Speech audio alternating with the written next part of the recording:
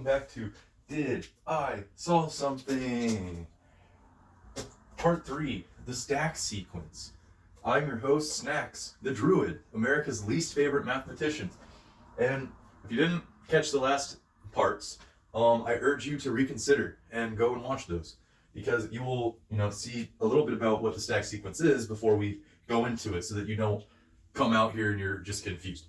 But last episode we talked about the snack sequence, which is where this sequence shows up on the Fibonacci sequence. But if you need a refresher and you're a calculus bro, this is the calculus freaking nerd equation for you.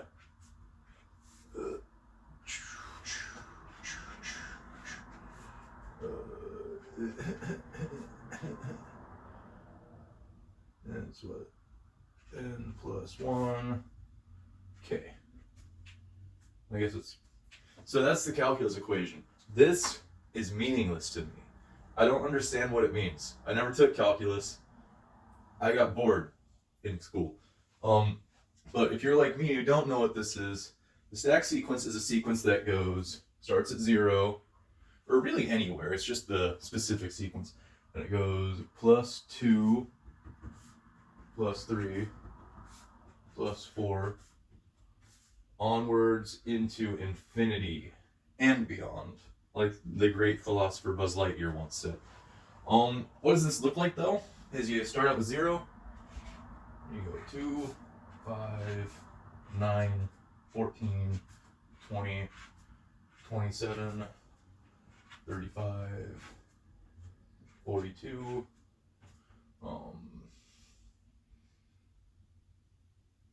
is it 51 next? That's a plus 6, plus 7, plus 8, plus 9, plus 10, yeah, it's 52. Plus 11 is 63. Yeah. Right? So you go, this is for me too, because I am a little slow. 0 plus 2 is 2, 2 plus 3 is 5, 5 plus 4 is 9, 9 plus 5 is 14, 14 plus 6 is 20, 20 plus 7 is 27, 7 plus 8 is 35, 35 plus 9 is not 35. Like I said, it's okay to make mistakes. Unless you're anyone but me, in which case making mistakes is the worst thing you can do. When I do it, it's quirky. When other people do it, it's irritating. Plus 7 plus 8, 35 plus 9, that's 44. Okay, yeah, that looks more correct. Plus 10 is 54, yeah, there we go. And then plus 11 is 65. So one thing important about these stack numbers that I've listed is that each and every single one of them is one less than a triangle number. But the quirky thing about this is that it actually starts before the triangle number sequence, because you're omitting that plus 1. So if the triangle numbers, you go 0 plus 1 is 1, plus 2 is 3, and so you've gone 2 steps to get to 3, whereas after 2 steps, you're at 5. It's just something to know. What am I doing with this? What's the point? What's this all for, Snacks, you may ask? Well, that's what the handy-dandy make a chart spell, or table spell, comes into play, right? So we're gonna just cast that magic little spell real quick. Yeah! Wow, I cast the chart spell, and now a table chart has appeared. Ugh. Okay, anyhow, what's going on here? Well, we've already determined one use of the stack sequence via the snack sequence. It's the one on the Fibonacci sequence, if you didn't know. And so let's put that one on right now. It's magic. I'm gonna put the first number where it belongs, and then I'm gonna cast a propagate spell, and it's just gonna appear. So let's see here.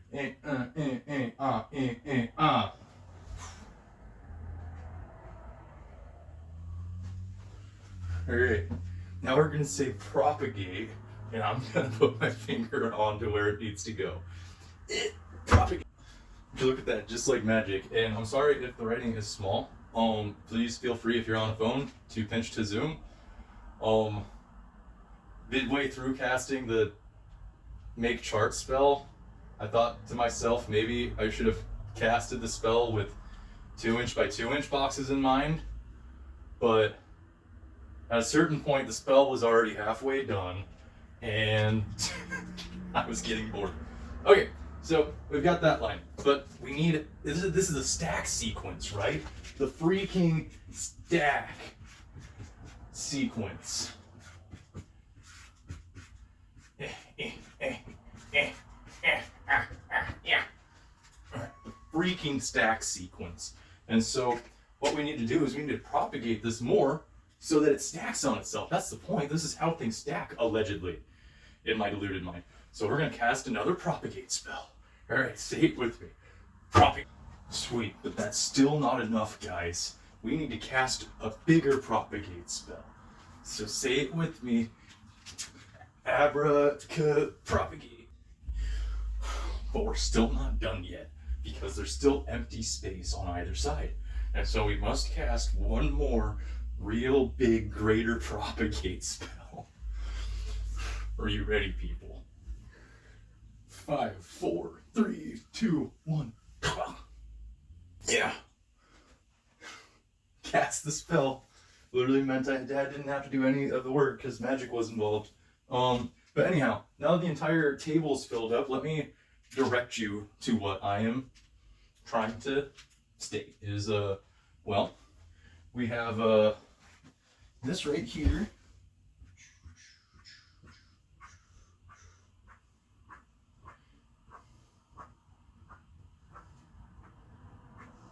Is the same as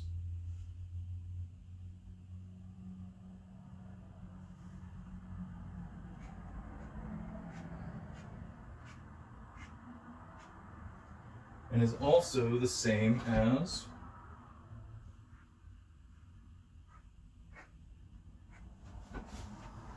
so what is that? Well, it's kind of triangular is what I noticed.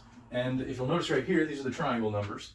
And so it all has something to do with how triangles enter the equation of numbers in theory. But anyhow, this brings up to me 3 separate new equations kind of, or processes that I call, what is it? It's like that,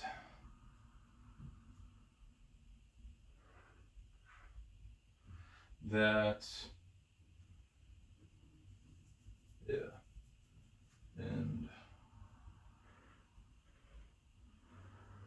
that. So this is triovular. This is trilateral. And this is triungular. I've tried explaining this before, but people didn't understand it. But yeah, so triovular is when the number goes like this and up and over the rest of the numbers, kind of like one side of the triangle. And so that is basically +1, ... +2, ... +3, onwards to infinity. Trilateral goes straight through the numbers like that. And so we mark that as our stack sequence, +2, ... +3, ... +4, ... And so that goes straight through. And then right down here, triungular goes like that. And so now we have +3, ... +4, ... +5, ... And this to me is what I call compounding using triangles. And so now you can have n, and if you put it to the power of a triangle, it simultaneously processes this equation, this process, and this process. But why would you want to do that? What's it all for? Well, it's for looking for prime numbers. So basically, think about it as if you are casting a net, but less of a net and more 3 prongs of a spear, and you just shoot them out and you hope for the best. It's interesting. But where this process really gets kind of hinky is in the when you deal with negative numbers as a starting point. Because what the negative numbers do is that this triangular process is actually the earliest, and this triovular process is actually the latest, which is weird. Or I guess it's triangular is always the largest, I think, yeah. I don't know, it's kind of weird, but like when you deal with the negative numbers, like here is, for instance, this is the biggest density that I found of prime numbers and how things operate is you take negative 464 and you go with the triovular process, you will receive about approximately, in the infinite process, you'll receive about 18 to 20% total primes generated. And so that's really large compared to every other number I've looked at. Because most numbers are like resting around like 9% or like 11%. Some get up to 15%, but negative 464 is gnarly. I think it has something to do with the exponential powers of 11, because 11 to the power of 4 is 14641, and 1's kind of a weird gray area number, and so this is just basically, you've removed those and now you've got that.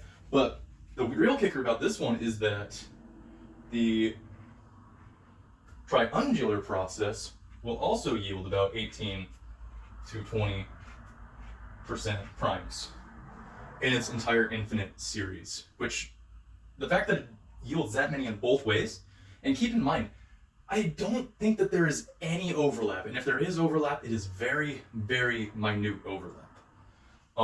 Because this is, plus 1 plus 2 plus 3, so this equation makes it negative 463, negative 461, negative whatever. This immediately puts it at negative 461. Oh, but negative numbers can't be prime. Sorry, they can't. And so these are all just positive numbers. Right.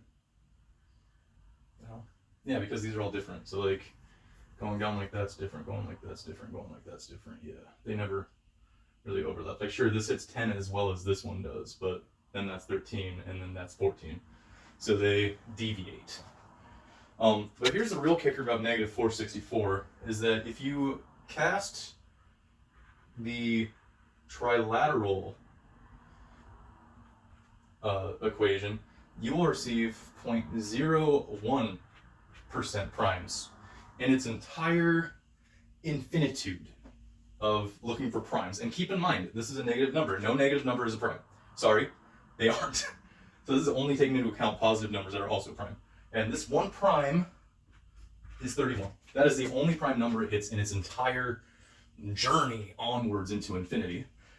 And yeah, that's pretty much the point that I'm trying to get at with this, my long-winded roundabout way. And so tune in next time for part 4, where we explore more about this process right here.